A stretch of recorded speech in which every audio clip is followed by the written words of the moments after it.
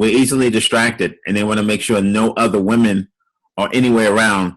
Because it's okay to get caught looking, but you cannot look at another girl while you're proposing to a girl. So you need to be off. You need to be off the grid. Yeah. You can't like lower your reading glasses and be like, "Will you hold up?" Right. Right. Oh, sorry. Will you marry me? Right. Hey, we're back. That's right, Darren Carter, the party starter with the Pocket Party Podcast, video edition. And today we have a very special guest, Dwayne Perkins. What's up, man? How you doing? I just saw an Instagram thing that said some guy shot his friend over they were arguing over who's better, LeBron or Jordan. So I hope the friend didn't die, and I also hope the guy who got shot thought LeBron was better.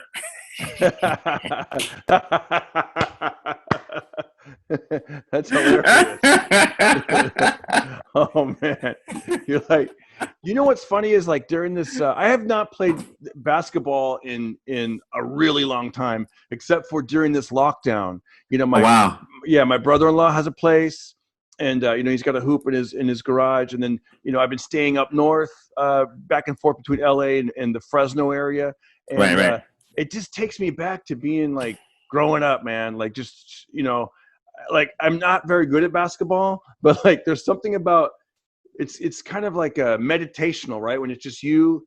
And yeah, absolutely. It in there, absolutely. And you play that game with yourself where you're like, all right, you know, I'm not going to leave until I get 3 in a row or whatever. Exactly. To me, it's like, especially when you're just shooting around, it's like golf, except golf, you get like success.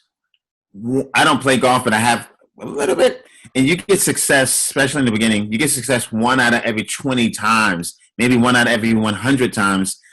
And that success feels so good that some people want to come back. But basketball is like that, except you find success, hopefully, you know, 2 out of 10 times or something, you know what I mean? Yeah. Yeah. And so for me, I prefer basketball.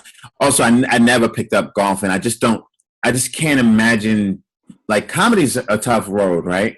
But we were funny to begin with. But just imagine being bad at something. Like, you have to come every day, play for like 2 hours. One swing will be halfway decent, and that's enough to make you keep coming back. I just don't get it. I actually prefer virtual golf. Like I played with the Sports Fit Resort or something like that. Like my son has it, and it's great because you're in your living room and you got the TV and you're seeing the ball really well. On the real golf course, let's say you get lucky and you hit it really far. Like now, I don't even know. Like my eyes aren't that good. I don't even know where it went. You know? Yeah, and it's like it takes so much discipline too. Like most people get up like super early, you know, with the crack of dawn to go play 9 or 18 holes. It's like it's like work. You know what I mean? Yeah. So yeah. You know, it's funny with golf.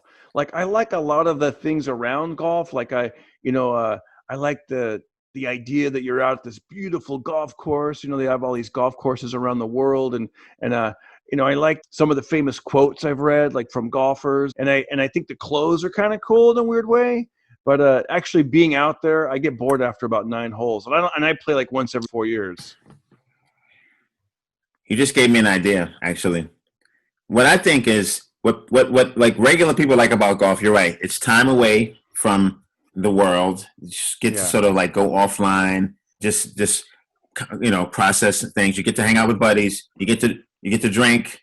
Maybe if drinking is your thing. You get to wear the funny, fancy, nice, whatever you think of the clothes. You get to wear the clothes. You get to wear drive around in a golf cart. So my thoughts are this. I think that what we need is a big golf course, like a regular sized golf course, except each hole is a small miniature golf hole. Oh, you know what I mean? So you get in the cart, like you start with the first hole. It's just like it's got a windmill, a teepee. You get whatever, 5 strokes, whatever. You get in the cart, you drive 2 minutes to another hole that's just like that. Oh, so it's the size of a golf. It's like a regular golf course size, except there's no like you don't ever use your driver. You're just on a little. Yeah. You start on the green, basically. Yeah. Now I could see that being super popular, and then seeing the old school people getting mad, like these millennials. Everybody gets a trophy, but everybody makes a hole in one. You know. Right. But I know, but exactly. I like that. Well, idea, it's just though. sort of like you get the being out in nature, because most putt golf courses are like, they're like attached to a mall, or it's like near a movie theater, and it's just a little, and you go at night, you go in the day, but you don't get the I'm out in the wilderness, fresh air aspect of it. You know what I mean? So I'm out here in Carmel, I think, exactly. Yeah. Hey, that reminds me of one of your bits, man, about being far away in nature. I love that the observation you have about when you propose. Yeah. Well, that bit, that's interesting. I haven't thought about that bit in a while. And people like to go into nature to propose. My theory was they do that because we're easily distracted, and they want to make sure no other women are anywhere around. Because it's okay to get caught looking, but you cannot look at another girl while you're proposing to a girl. So you need to be off. You need to be off the grid. Yeah. Yeah, you can't like lower your reading glasses and be like, "Will you hold up?" Right.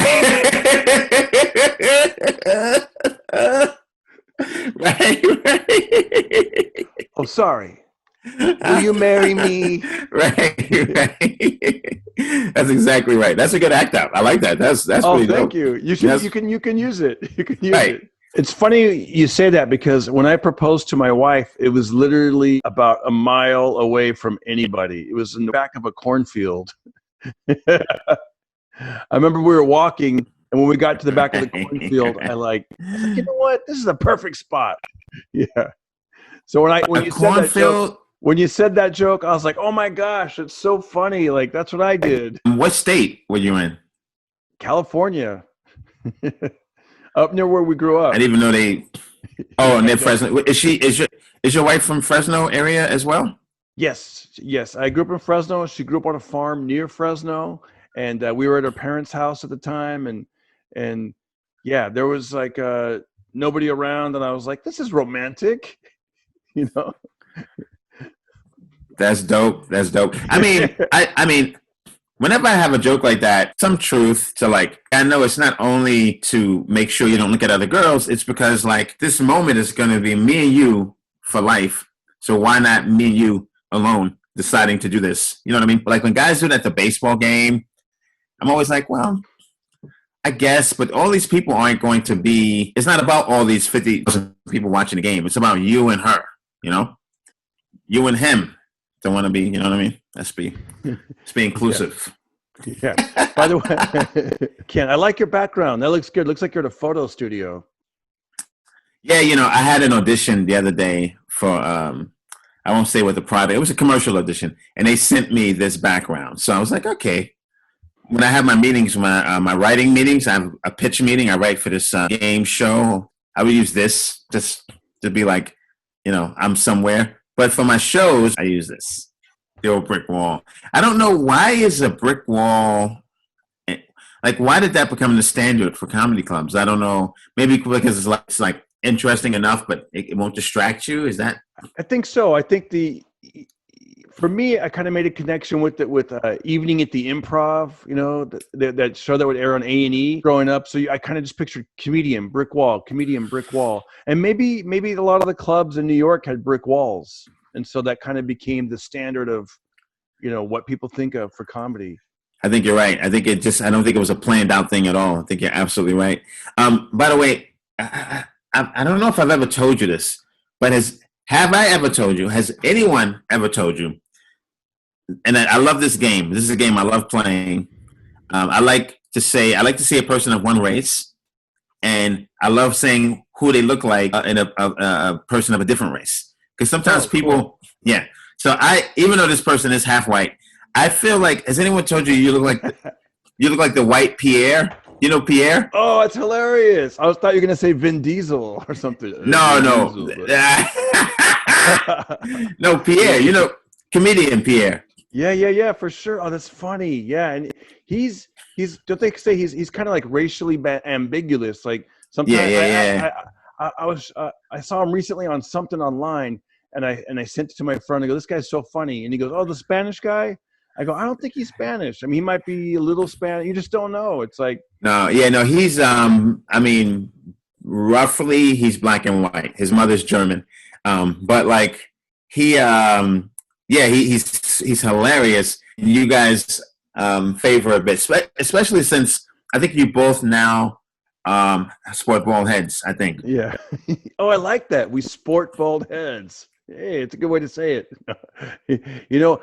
One of my best memories of Pierre is we'd be at the Comedy Store back in the day, and whenever a comedian would ask a question on stage, like, who likes, whatever they'd ask, some dumb question that was usually pretty vulgar, and then he would be in the back of the room going, instead of saying like, hell yeah, he'd be like, hear, hear, hear, hear. He would agree with going, hear, hear. Here's a joke I love. He says when he was a kid, he saw his dad like come out of the shower, and he saw his dad naked, and he noticed his dad had a really big member, bigger than his, of course, right? He's a grown man, and he said I prayed right then and there. I got on my knees and I prayed. I said, God, when I get older, please give me a big one. Please give me a big one. And then he pauses, and he goes, I'm here to tell you, we serve a good God. That's hilarious. Yeah. That's so funny. All right, I'm gonna take you back. All right, we'll do a little show and tell. You said sporting a bald head. I'm gonna show you a picture of myself when I was 19 years old. 19 years old. All right. So I was 19, full head of hair, had a roommate, and he goes, Darren, you're not gonna believe it. There's a Bart Simpson lookalike contest in the local newspaper, and the winner gets $100. And he goes, and you don't even have to try. He goes, I'm going to take your photo, and we're going to send it in. We're going to send it in. And Dwayne, I'll have you know, I won the $100. Are you ready? Here's the photo. Are you serious? Wow.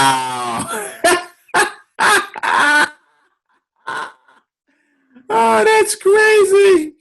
That is crazy. And your friend put the little Bart thing there too?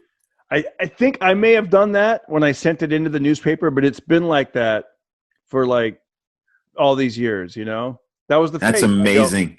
Okay. And were you doing comedy yet? No, right? I think I was like back then I was thinking about it. I was writing jokes down. I was practicing, but I'd probably do a show on the open mic level in Fresno, like once a month. This is my first headshot. Nice. Wow. Take the background off, then I think you can really see just the pictures. I'll take the background off for 1 second here. That's cool. You look like a young athlete. Like if you would have said that was a professional boxer, I would have believed you. Thank you. Yeah.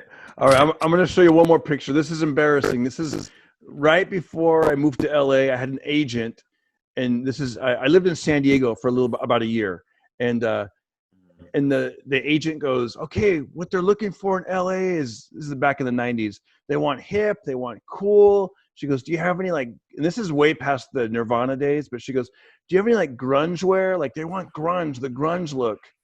And Kurt Cobain had already passed away like 3 or 4 years before that. So, I mean, this tells you how out of touch everything was. Right. So I had a friend. I go, hey, do you have I go, that one jean vest? Can I wear it? And so I'm wearing the vest. The photographer told me to take my my other shirt, tie it around my waist, and he told me to look into the camera. He goes, look into the camera like you're seducing a woman. He goes, that's how they like it in LA. He goes, sex sells. I'm gonna show you this photo. Whoa! Is that how you seduce a woman? I don't know who you're seducing. I don't know what I don't know. That was just that was the look. Wow. I mean, a few things here. I mean, you're a good-looking guy there. This is a good picture, but I think you're in shape. I think that yeah. Well, a few things come to mind. One is that all these people who don't live in LA have their Yeah. finger on the pulse of what LA wants, which is hilarious. Yeah. But two, I think that's a good picture because I think it, no disrespect, but I think it could attract men a little bit more than women. And and what's good about that is that Hollywood does have men who like other men, and they are sometimes in positions of power. So that I think that could have helped you that way. Yeah. Yeah. It was the whole thing was a sham, man, because the photographer, he was filming, he was shooting me in one room, and then the very next room he had a group of Boy Scouts. So he was running around, Boy Scouts, then come back to me. He's like, do some push-ups. I'll be right back. And he'd go back, and he's back and forth. So that's why I think I looked a little muscular there, because I'd been doing a bunch of push-ups in between the Boy Scouts. I'm starting to get a sort of a profile of this photographer. Is really what's happening. I mean, he's got Boy Scouts in the other room. He's doing push-ups. I think he's like, seduce the camera like it's a woman. Yeah, like I smell a class action suit. Is what I'm smelling. If I could go back 25 years, But hey, this actually got me booked. I booked a Miller beer commercial with that shot. Oh, that's dope. Yeah. Why not? Why not? Right? I actually took this. These are my first headshots for sure. And then I took some more with a guy I knew from Boston. Actually, it was a comic, and it was weird. You ever see that episode of Seinfeld where Kramer is taking pictures of George, and Kramer's like, I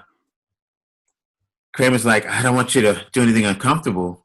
I mean, you want to take your shirt off? And George is like, you think I should? It's the one where George sends the picture of himself to the girl at the photo shop. Yeah. But instead a guy gets it. And so my friend, he was like, come to my house, I'll take some pictures of you, whatever. But he's married, right? And his wife is there. So I'm no funny business. But when I get there, he's like, oh, you know what? Maybe you should take a few with your shirt off. And I'm like, yeah, I guess. Okay. I mean, he didn't have Boy Scouts in the other room, but I suspect it was the same vibe. Like when I'm looking back, I'm like, what? What was that about? You know what I mean? He's like, pour some water on your head. I mean, I was fortunate because like his wife was literally right there in the next room, and I just don't know like what, I don't want to. He might see this, so I don't. Maybe it wasn't that kind of party. I don't know what, you know what I mean. But that was odd. I got to tell you something that I read yesterday. There's a comedian. She's huge on YouTube. Her name is Glozell. I don't know if you're familiar with Glozell, but Glozell, she said that something to the effect that she's been wearing wigs for so long that she actually pulled her real hair by accident. Whoa. Like trying to take the wig off. Yeah. And that reminded me of. I don't know if you wear contact lenses or not, but there's been times at the end of the night when I go to take my contact out and I've already taken my contact out. Oh, yeah. And I've actually pinched my own eyeball, and I'm like, I mean, that's something you don't do more than once, but I have done it. Oh, it's painful. I mean, I can't relate. I don't wear contacts, but I can say as any man, if you've ever had to sort of shuffle your junk around a little bit, or you kind of, and you try to get your pants. Sometimes you grab more than your pants, and you give yourself a little pinch. Kind of similar kind of thing. When you're like, Patrice O'Neill said, when guys zip up their pants, and sometimes they'll mistakenly zip their member. I don't know if you can curse on your podcast, but sometimes they zip up their thing. He goes, ladies, that is more painful than childbirth. Okay. and girls and all the women would be like, no. He goes, no, listen, here, I'll explain to you why. A woman will have a child, and then after a year or two, she might have another child. But a guy zips up his just once. That's great. Gosh. They you know what's funny is as you're doing comedy, you watch other comedians, and I started really appreciating you.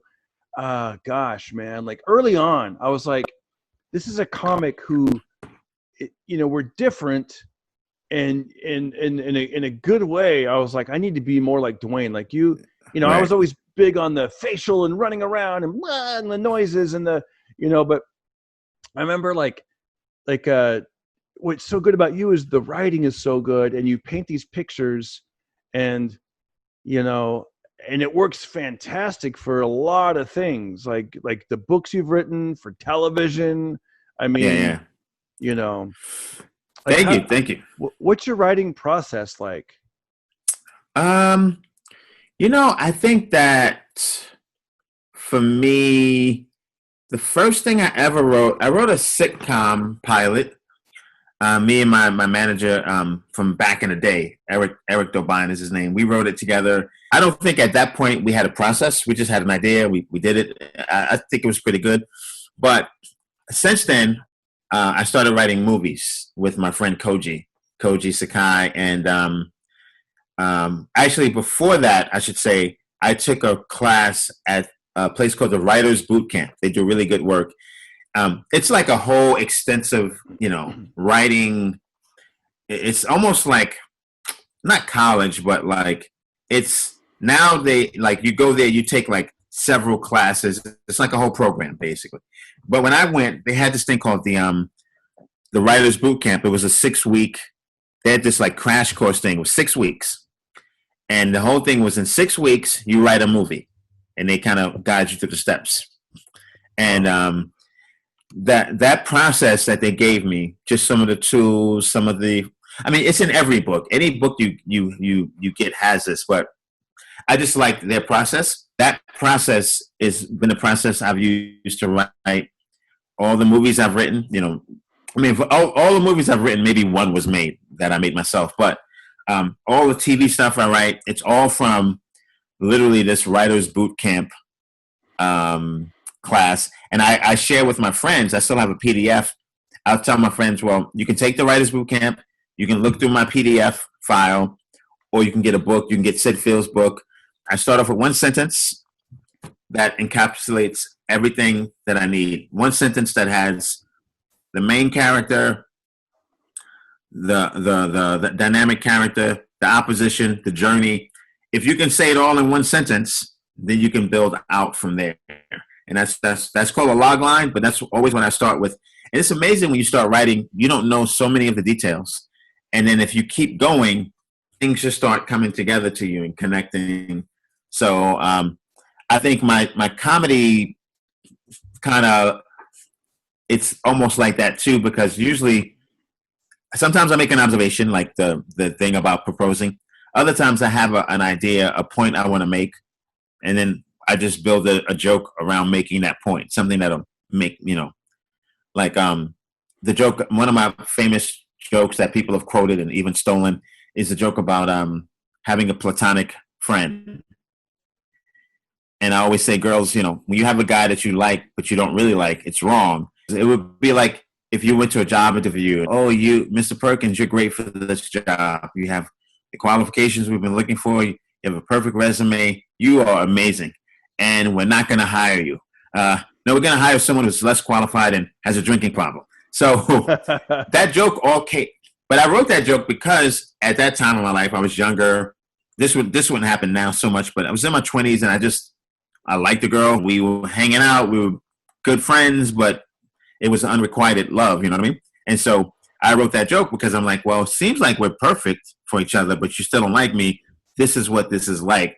But you write that joke it highlights that love and those kind of decisions don't flow off logic always. So, and what is logical, someone else thinks is not logical. So, I think at the end of the day, I'm like really a mathematician. And so my jokes, everything I write and do comes from that place of wanting it to like break patterns, build patterns, make points, that kind of thing. I don't know if that makes sense. No, it does. It does. It's everyone has a different style. Like my style right now is things are happening in my house with my wife and son, and I'm like, my antennas go, that's funny, and I write it down. I spruce it up a little bit, and I just say it, you know, like, right. In fact, my son goes, "Dad, you don't even write jokes. You just repeat what happens here." So it's like, but it works though. It works. Yeah, but the thing is that's the thing is like you repeat what happens, but you have to recognize where the joke is. You're not repeating everything that happens during the day. Right. And what I love about you on first sight, we might be a contrast, a study in contrast. I think that at the end of the day, you are a better writer than people will ever give you credit for, and I'm a better performer than people will ever give me credit for. You know, but you sort of like know that in this game, you get sort of like you get labeled or whatever for better or for worse, and you just run with it. Like you'll know what this means. Say if I'm at the Haha, right, and we both perform at the Haha, great club. But the Haha is about like real people, regular people with jobs, families. It's a good club. It's in LA, but it's like it's not Hollywood, you know.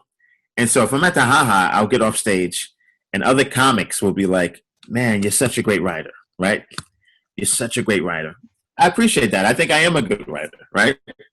But if I'm doing a show like in Silver Lake, like a hipster with a bunch of hipsters, okay, I'll get off stage and the hipsters will say, "Wow, you're such a good performer. You're so likable." Wow. And the reason is because sometimes those hipsters, they need to be a better writer than I am. They need to feel like they're better at writing. So they'll focus on my performance. You know, I think both statements are true, but I think that they're going to focus on the fact that you beatbox, you perform. You know, they're not going to want to. They don't want to. This person does not want to sit like your contemporaries. They don't want to sit in the back and say to themselves, "Shit, this guy is a better writer than me, and he's a better performer than me." They don't want to admit that, right? Right. So they'll give you the performance thing, you know. Like I remember, I tell people I'm from New York. I started there, but then I moved to Boston, and I came up really in Boston. And the most hilarious people I've ever seen in my life are from Boston. I tell people the funniest white people in the world are from Boston and then Canada, right? And then other places, you know, Florida, Austin, Seattle, but Minneapolis has a dry wit. But the funniest white people, Boston, then Canada. The funniest black people, DC, no question, right? Wow. And then I mean, there's funny people everywhere, but I'm talking about like just a cluster of funny. Pierre's from DC, Chappelle is from DC, Martin Lawrence is from DC. You know what I mean? Even though Chappelle spent some time in Ohio too. So the reason why I'm saying this is in all that funny comedy, I've seen people I saw Vinny Favorito get a standing ovation and an encore in Boston. Wow. He did 5 minutes and got a standing ovation and had to come out and do an encore. I'm setting this up for a reason. The best sequence of comedy I've ever seen. I've been doing it over 20 years. Comedy Magic Club. It was Ralph Harris. Beach. Yeah, Hermosa Beach. Ralph Harris, Bobby Collins, and you.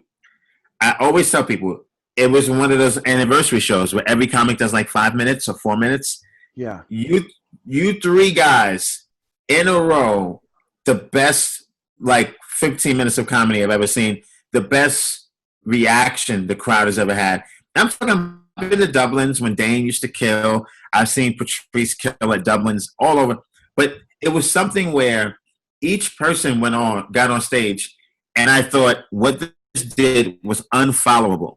And then the next person, what they did, I thought was unfollowable. Then the next person, and that's when you did the thing, and I don't think you ever recaptured it, where you were on a highway, and you were like, break your stuff. You were running on a highway next to the person. And the person I was with, the girl I was with at the time, she was dying. We kept talking about it all night. It was, I forget the order, who was first, but it was Bobby Collins, Ralph Harris, and Darren Carter. And like, the reason why that's so significant, people don't understand, is that those other two guys have been doing comedy 30 or 40 years. Like they were in the game at least 10 years before we even started. And so I'd say that to say like you don't get to that level just performing. It's got to be a mixture of performing and writing. You know what I mean? Yeah. Thank you. I remember because you've told me that a couple times, and it was something I've never been able to quite recapture. like I did that night. I'm telling you, but it was the idea that my friend and I were driving on the freeway on the 710, and we're going, you're on the highway, so you're moving like 60 miles an hour or whatever. And he goes, "Hey, did you lock our doors?" And I go, "Lock the door. We're on, just because it said entering Long Beach." I go, like someone's going to be running alongside the car, like, break yourself, whatever. Like, and I was like, and we're like, But it was so hysterical. I think you did it more menacing though. You were like, break yourself, like someone. It was just. And I think that was when I learned how to blow air out of the side of my mouth, where the wind's blowing and the guy is going. something like that. You add it all in, and it's just like, break yourself. It was amazing. It was amazing, and it was like, for someone who does comedy, to anytime you become a fan like that, it's special, because usually when we watch comedy, it's clinical. Like, we're in the back, like, oh yeah, see what he did there. That was good. That was good. It's like when a basketball player watches a basketball game. For the most part, they're like, "Oh, good move, good move." But then you see like Vince Carter do a windmill dunk, and you got like Shaq and everyone going, "Oh my God, that was great." That's because they're like, at that moment, they're like regular fans in that moment. Because usually, like if you do a dunk and like Dr. J is watching, he's like, "Okay, that was a dunk. I get it." Right. But you do something crazy, you stick your whole forearm in the rim. Then you got like grown men going, "Oh my gosh!" So it was that night. That comedy had that. That night, that was the vibe that night. And I think I had gone on earlier in the day. Thank God I didn't have to go on after you guys. Thank God. Have you done any shows during the lockdown? Like right now? No, a bunch of Zoom shows. Yeah, a bunch of Zoom shows. No live shows yet. So like literally, wait. You know what? No, I did one show at the Laugh Factory. Oh, I did that too. Yeah, it's like, it's weird though. You have to go to the Laugh Factory. There's no one there, and you perform in front of a camera, which is, obviously that's the way comedy was meant to be done. Right. Sarcasm. But the Zoom shows are fun. It just takes a lot of technical know-how, because you have to know who to mute. But because literally, I've been on Zoom shows where people are like, "Did you pick up the kids? Yeah. What's for dinner? I don't know." It's like, you're not even being heckled. Like, literally, someone's talking about something and they don't know their microphone is on, and you're like, "What the hell?" So you got to Zoom everybody except for like maybe 10 people. Even if there's 200 people, everyone needs to be muted except maybe 10. Yeah. I have one coming up, and it's going to be interesting. It's going to be. It's for a church, and it's going to be outdoors in a parking lot. And apparently there's going to be a few people in front of us, and then the rest are going to be in their cars. And they're going to have like the drive-in movie theater style. Like they'll be broadcast inside of their cars. So, you know what? But you won't be able to hear them laugh. Well, apparently there's going to be a few people like in front of you. Like, so you will, as long as I can hear like 8 or 10 people laugh. Compared to these Zoom shows, it'll be, I'm just thinking, you have to. I think as long as you don't get lost, as long as I don't get lost in my material, that's when it gets, you know what I mean, where you're like talking, all of a sudden, boom, you're on your closer, and you're like, how'd this happen? Oh no, Yeah. That's the thing. That's what happened at the Laugh Factory, where like, it's what people don't realize is comedy is like it's like playing an instrument, and except the You're the instrument, but the audience is the instrument. Or maybe the audience is like they're band members. They're also in the band with you. And so if you're like a guitar player and like you get to a play, and then there's like a drum roll, you know what I mean? There's a drum solo or something like that, and you get to that point, and then that's not there. You're like, oh, okay, that's right. You know what I mean? And so like, yeah, at the Laugh Factory, like you're holding for a laugh, because usually right there I get a laugh, except there's nothing. At least on a Zoom show, you got one person chuckling in their kitchen. You're like, okay, I'll take it.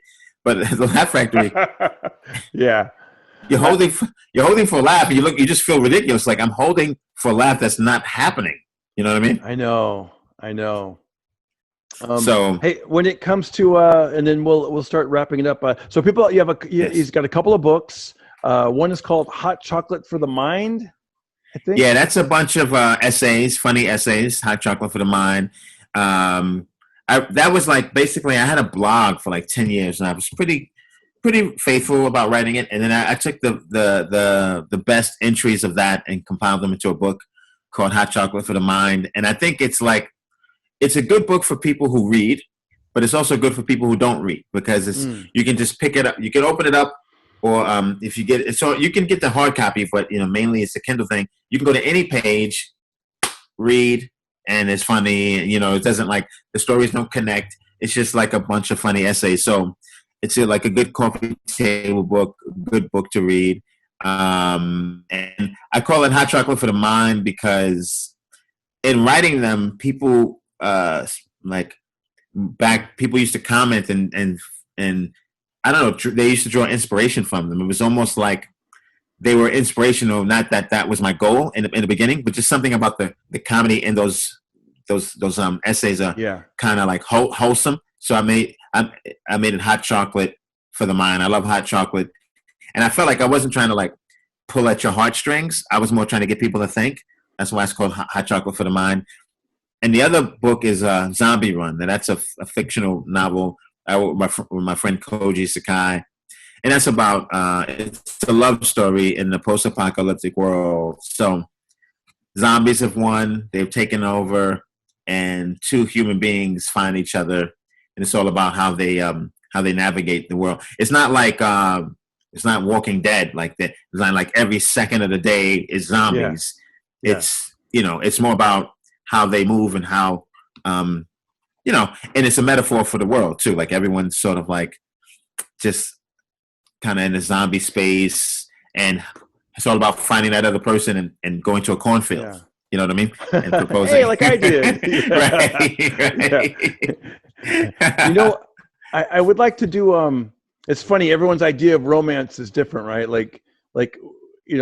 For some people, the last thing they'd want to do is propose in a cornfield. That sounds like the opening scene of Deliverance. Deliverance, yeah. Yeah, right. Hey, Scarecrow, you got a pretty mouth. No. But I think it's all about getting offline. You know what I mean? There's a word, I don't know is it downloading or just getting offline, off the grid, and being off the grid. Yeah, and I think that we need that more now than ever. Now, obviously, during this quarantine, the online has helped us, the grid has helped us, but in general, you do have to get off of it sometimes. And I think I'm inspired. With the Hot Chocolate of the Mind. As I think comedians, we're constantly jotting notes down, writing stuff. It's great that you actually put it into a book and got it out there, That's the thing. It's like all the thoughts we have, not all of them can be on stage, because when we're on stage, especially guys like you and me, we headline, we go last. People paid a lot of money to see us. And if you're performing in America, there's a check drop. People have to pay attention to you while they order chicken fingers, while they drink. And so some of the more humorous things you have to say that aren't boom funny, you want them to find a home. So I think that was good. It's kind of sometimes people tell me, oh, when I read Hot Chocolate for the Mind, I can hear you talking, I can hear you saying it, which I love. But I just think it some of those things I wrote, I could never have brought them to the stage. They weren't compact enough.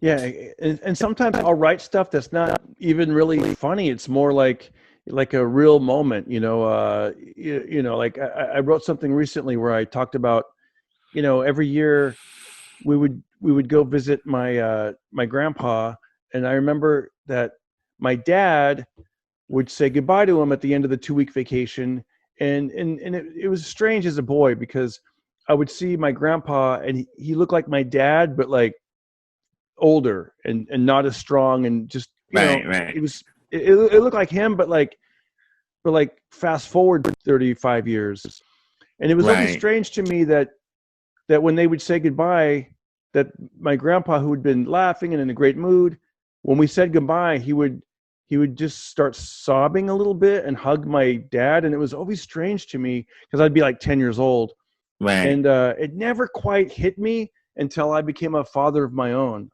A dad of my own. I mean, a father. I had a son of myself. And And I realized right. like it's sad because you raise this kid and then they're going to go off on vacation. In your mind, you might be like, is this the last time I'm going to see them? Right, So, right. And there's the empty nest syndrome. I don't have children, but yeah, yeah, there's a lot there. And it's like, you can take that moment and you can make it like a funny thing for stage, but yeah, then you'd be missing yeah, some of the goodness there too. And so, yeah, that's the kind of thing you can write about, and people can sort of like still get the laugh, but get the other piece of it too. You know? yeah. That might even be a little page where there's no laugh. I'm just because what happened was Exactly. Yeah. as I just had a birthday, and there's something about a birthday. You're like, okay, I'm this new age now. I am Right. really I am no hold on I'm a new age, and I am definitely not this guy anymore. Right. I mean, this guy's long gone. I'm this guy, you know. So you know, But That's great. yeah. In closing, are there any? How's your music? Are you into like? I've been going a lot to flashback music, like throwback music, stuff that I missed the first time, because Right. I was big into like when hip hop first came out. Like in my mind, like when I first discovered it, like growing up in Fresno in the '80s, it was amazing. It was like all this stuff from New York, and back then. I feel like hip hop was really simple, like Kool Moe Dee and Grandmaster Flash, and of course Run DMC. Like it was like, wow, I can actually do this myself. Like the rhymes are pretty how to do it, and they would tell stories, and I was just man, I loved it. And and what I'm saying is I missed a lot of like Van Halen and other music. Yeah, now I'm a little older, and I'm like, you know what? Let me go back and find out why the Beatles were so popular. And I've been listening to like everything from the Beatles to some old school country guys. Believe it or not, there's this group called the Statler Brothers, which Harold Reed passed away recently, and he's the guy that had the deep voice. They're kind of like the Oak Ridge Boys, but Right. they had a big hit called "Flowers on the Wall." It was in Pulp Fiction, but I was like, I missed that song, "Flowers on the Wall," and I went back and listened to it, and then they had a couple other songs that were like gospel, and I'm like, these are kind of good songs, and I don't know, so I'm not really hip with what's happening right now with music, like. To be honest, I mean, my son kind of keeps me hip a little bit, but Right. I don't even know what's out there. Are you listening to modern music? Are you going back to the You crates, going to the know, old school stuff? it's interesting with Spotify. We'll sometimes let them do the work. So, like, if I'm if I think of a song that I like, sometimes I'll just play that song, and then Spotify will just play other songs that I like that song. So yeah, I've recently had like a nice little like 90s sort of like dance music run. But I'm always digging in the crates. I'm always finding things. There's a woman named Lucy Spraggan. Like I was just listening to like coffee shop kind of music one day, and I came across her, and she's like I think English, and she sings with an accent, and it's really like I don't know if it's pop music or folk music or what. I'm But gonna write her name down. What's her name? Lucy. Lucy Spraggan. It's like they're not like dance songs. She has a song called "Tea and Toast," which is like as a matter of fact, listen to "Tea and Toast." It's a little bit like what we were just talking about family and life and all that. Her name's Lucy Spraggan, and I think she might be bigger over there than she is over here. A group called Run the Jewels, a really good rap group. They just came out with something, so I'm gonna go through their stuff. But on a daily basis, I'm usually what we call digging in the crates and finding older stuff, either older hip hop or older pop music, dance music. It's amazing. There are hit records, and then there the records that weren't hits, and sometimes they weren't hits just because they didn't get played, not because they're not good songs. Yeah. So you find those songs, Or I watch those shows where they're like, it was almost number one, but it got beat out, and then it'll name like these other great songs. I mean, like if you're up against Michael Jackson back in the day, or Prince, good luck winning. Madonna, Duran. I mean, these groups were like just Queen, bam, bam, bam. I mean, exactly. Yeah. So I heard a song the other day. But I love music though. Yeah. every time I'm around you, you're singing some song. You remember. You have the gift that my son has. He remembers lyrics. Right, right. I'm like, how do you guys do that? Like, but I heard a song yesterday at the gym, and a lot of times I'll go, like, what's that song? Or I'll just ask somebody, and a lot of times it's some song that's been out for a while. But there was it's a hip hop song, and it's called "The Champ Is Here, The Champ Is Here, The Champ Is Here." Oh yeah. It's Ghostface Killer. Okay, I'm gonna look it up because it was funny. That's Ghostface Killer. I'm sorry, Ghostface Killer. That's a sample from Rocky. Oh, really? Yeah. That's a sample from Rocky. It's Ghostface Killer. I forget the name of the song, but the lyrics go, "Who won the battle of Don? I'm putting brothers in the octagon." So if you even type in those lyrics, it's Ghostface Killer. You'll find it. So the reason they were playing it, there's a guy, Blue Nose Lopez, who just won the belt. He did the Pocket Party podcast. He's done it twice. And he was on ESPN recently. And look, there he is. So he came into the gym. I don't know nice. I see him. Belt. Yeah. He's got the belt on. And the whole time he was in there, they kept playing "The Champ Is Here, The Champ Is Here." Oh, that's really cool, man. That's really cool. Man, it was really, and the guy is so cool.